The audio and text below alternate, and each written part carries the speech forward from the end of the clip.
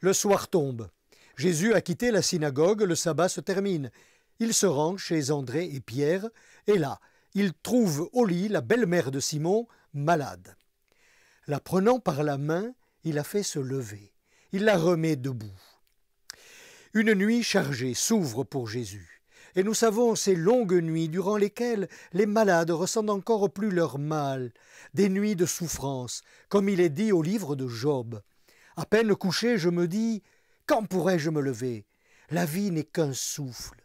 Mes yeux ne verront plus le bonheur. Au jour de sa présentation au temple, le 2 février, le vieillard Siméon s'écrie « Mes yeux ont vu le salut ». Le salut de Dieu, c'est Jésus. La lumière est venue dans le monde. En cette nuit de Capharnaüm, il chasse les ténèbres qui sont dans les vies, les cœurs et les esprits touchés par le mal. Il pose pour chacun des signes de vie. La nuit de la mort s'ouvre sur un matin de résurrection. Jésus remet debout, vainqueur de la mort, du mal, de toute maladie qui affecte l'homme en sa dignité d'homme. C'est le premier jour de la semaine, jour de la création nouvelle. Avant l'aube, Jésus va prier. Sa source, le Père, celui qui l'a ressuscité d'entre les morts. Jésus est cette bonne nouvelle de vie. Il appelle à vivre en ressuscité. Cet appel est pour tous. Allons ailleurs, dit-il, afin que, là aussi, je proclame l'Évangile.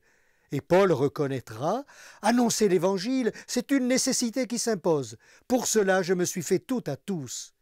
Lui que Jésus a sorti des ténèbres, a consacré sa vie à annoncer le ressuscité. Quelle bonne nouvelle pour nous! Jésus nous prend par la main et nous met debout. Mais voyons-nous le salut de Dieu en nos propres vies et dans la vie de nos frères? Nous-mêmes, témoignons-nous du salut de Dieu à l'œuvre? Le portons-nous?